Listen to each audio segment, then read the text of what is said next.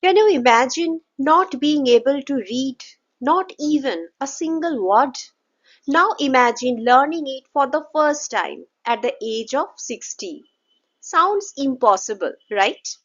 Well, today we are diving into the inspiring story How I Taught My Grandmother to Read by Sudha Murty, a story that proves that it's never too late to learn.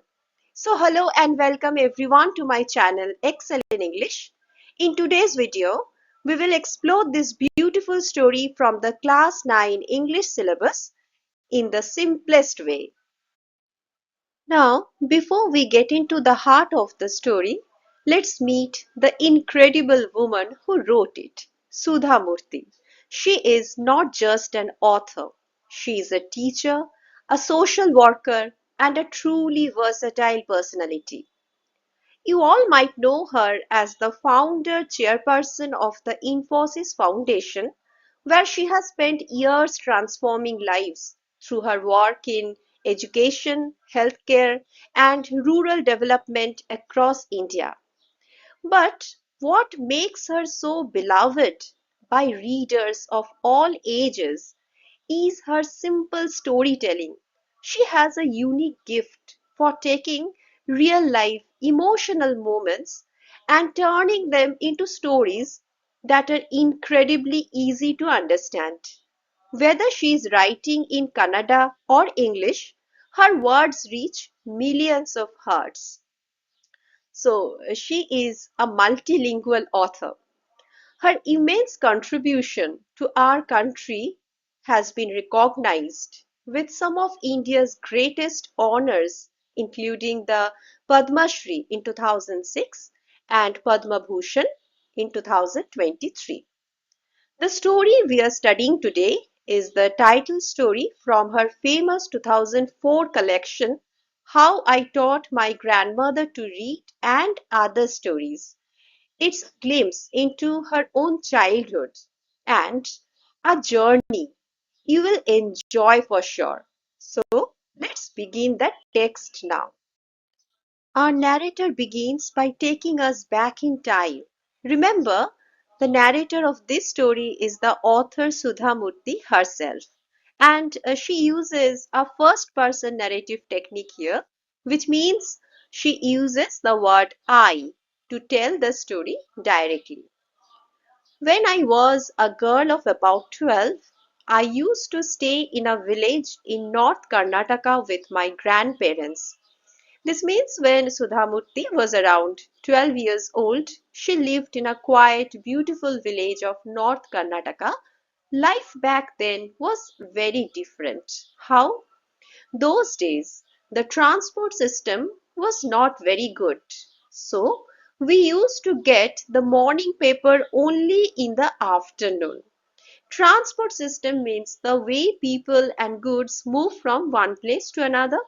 Now, because the roads were not well developed that time, the morning paper, that is, the newspaper printed in the morning, would reach them only in the afternoon.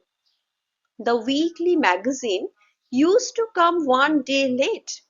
Even their weekly magazine, which is a thin book with stories, articles, etc., which is published once every week, that also arrived an entire day late. All of us would wait eagerly for the bus, which used to come with the papers, weekly magazines, and the post. So everyone would wait eagerly, which means with a lot of excitement and interest. So the arrival of the bus was the highlight of the day. It was not just a vehicle, it was their connection to the outside world because it brought newspapers, magazines, and the post, meaning letters and parcels from other places. At that time, Triveni was a very popular writer in the Kannada language. Triveni is actually the pen name of Anashua Shankar, a very famous Kannada author who published 20 novels and 3 short story collections. She was a wonderful writer. Her style was easy to read and very convincing. When the narrator says here that her style was very convincing, it means her writing felt very real and believable. It made the readers connect with her stories. Now, what made her stories so unique? Her stories usually dealt with complex psychological problems in the lives of ordinary people and were always very interesting. So she didn't write about kings or fairies. She wrote about ordinary people, people like you and me. But she explored their complex psychological problems, which means she wrote about the deep, complicated feelings and thoughts inside a person's mind. Unfortunately, for Kannada literature, she died very young. This means it was a great loss for Kannada literature because such a talented writer passed away at a very young age of 35. Even now, after 40 years, people continue to appreciate her novels. Means even today, many years later, people still appreciate, that is, they value her work, they admire and enjoy reading her novels. So it shows how powerful her writing is. One of her novels, called Kashi Yatre, was appearing as a serial in the Kannada weekly Karma Veera then. A serial is a story published in small parts, week after week, just like how we watch episodes of a TV show today. It is the story of an old lady and her ardent desire to go to Kashi or Varanasi. So, this novel is about an old woman who has an ardent desire, that is, a keen and strong wish to visit the holy city of Kashi, which is also known as Varanasi. Most Hindus believe that going to Kashi and worshipping Lord Vishweshwara is the ultimate punya. In Hindu religion, it is believed that visiting the temple of Lord Vishweshwara earns the ultimate punya, meaning highest spiritual merit and blessing. This old lady also believed in this, and her struggle to go there was described in that novel. So, like many others, this old lady also believed this, and the novel describes her struggle, that is, her efforts and difficulties to reach Kashi. In the story, there was also a young orphan girl who falls in love, but there was no money for the wedding. An orphan is a child who has lost both parents. This young orphan girl had no one to help her. In the end, the old lady gives away all her savings without going to Kashi. So, seeing the sadness of this girl, the old woman makes a huge sacrifice. She chooses a human being's happiness over her own religious dream. She gives all her saved money to this girl and she does not go to Kashi herself. She says the happiness of this orphan girl is more important than worshipping Lord Vishweshwara at Kashi. So she believes that helping someone in need is the greatest form of worship. This kind and selfless act made this novel so popular. My grandmother, Krishnakka, never went to school, so she could not read. Here Sudha Murty introduces her grandmother, whose name was Krishnakka, who belonged to a generation where many girls didn't get the chance to go to school. Every Wednesday, the magazine would come and I would read the next episode of this story to her. Now, since the grandmother was illiterate or unable to read, she relied on her 12-year-old granddaughter to bring the story to life. During that time, she would forget all her work and listen with the greatest concentration. While listening to the story, her grandmother would forget all about her household work and listen very carefully with full, undivided attention. Concentration means full attention and focus. Later, she could repeat the entire text by heart. So, she listened so carefully that afterwards she could repeat the story by heart, meaning completely from memory without missing a word. My grandmother too never went to Kashi, and she identified herself with the novel's protagonist. She identified herself means she felt that she was very similar to the novel's protagonist, meaning protagonist means the main character of the story, that is the old lady in the novel who dreamt of going to Kashi. So more than anybody else, she was the one most interested in knowing what happened next in the story and used to insist that I read the serial out to her because this story felt so personal. She would insist, means strongly demand or request that her granddaughter read the story immediately to her. After hearing what happened next in Kashi Yatre, she would join her friends at the temple courtyard where we children would also gather to play hide and seek. The temple courtyard is the open area around the temple. It used to be the local meeting spot for the elders as well as the children. She would discuss the latest episode with her friends. At that time, I never understood why there was so much debate about the story. There, these old women would sit together and have a debate, which means a serious discussion where people share different opinions.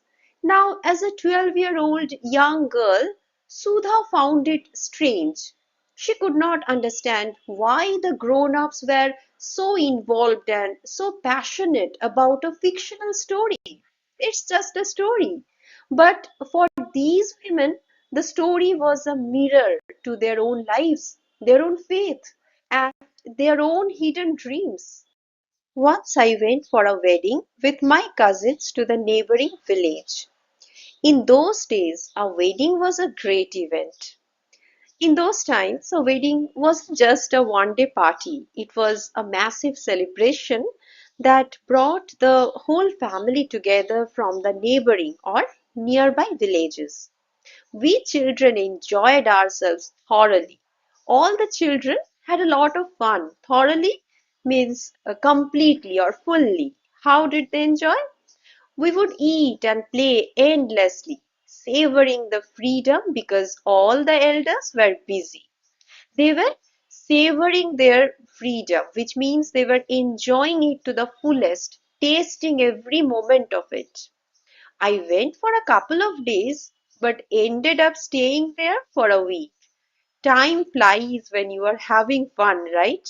What was supposed to be a short trip for a couple of days, that is 2 days, turned into a 7-day vacation. When I came back to my village, I saw my grandmother in tears. I was surprised, for I had never seen her cry even in the most difficult situations. So just imagine her shock. Her grandmother, Krishnakka, was a very strong, brave woman who had faced many difficult situations or tough times without ever breaking down. Seeing her in tears was like seeing a mountain crumble down. What had happened? I was worried. Worried means feeling uneasy and troubled. She began to wonder what might have gone wrong, and she felt very anxious and concerned. Avva, is everything all right? Are you okay? I used to call her Avva, which means mother in the Kannada spoken in North Karnataka. Now, in many parts of India, we have such beautiful local names for our elders. In North Karnataka, Avva is a word full of respect and love, meaning mother. She nodded but did not reply. Her grandmother just nodded, that is, just moved her head, but she did not say anything. Actually, sometimes when people are deeply upset, they need time to find their words. I did not understand, forgot about it. In the night after dinner, we were sleeping in the open terrace of our house. It was a summer night and there was a full moon. Now, in many Indian villages, sleeping on the terrace, meaning uh, terrace, it's the flat roof of the house. Now, it's a common way to stay cool during hot summer nights. Under the soft glow of the full moon, the world felt quiet and peaceful. Avva came and sat next to me. Her affectionate hands touched my forehead. I realized she wanted to speak. Affectionate means showing deep love and care. Through that simple, tender touch, Sudha knew her grandmother has something important to say. I asked her, "What is the matter?" Yet the grandmother starts narrating the story of her own life. When I was a young girl, I lost my mother. There was nobody to look after and guide me. My father was a busy man and got married again.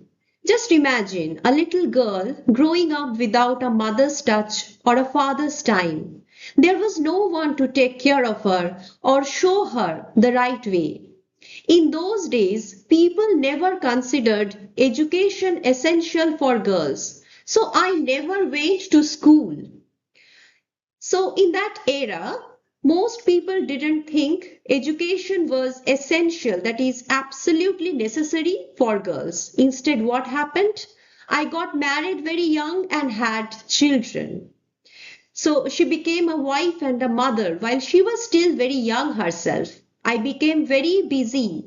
Later, I had grandchildren and always felt so much happiness in cooking and feeding all of you. So, even in her household chores and struggles, she found joy. She loved being the heart of the family. At times, I used to regret not going to school. So I made sure that my children and grandchildren studied well. Even though she was happy, there was a tiny shadow in her heart. She felt regret, means a feeling of sadness over something she missed out on. So, to make up for it, she encouraged her children and grandchildren to study well. And with this, we come to the end of the first part of this beautiful story. In the next part, we will see what decision the grandmother takes and how it changes her life. Until then, keep reading, keep learning, and don't forget to ask your own grandparents about their stories today. See you in the next video. Thank you.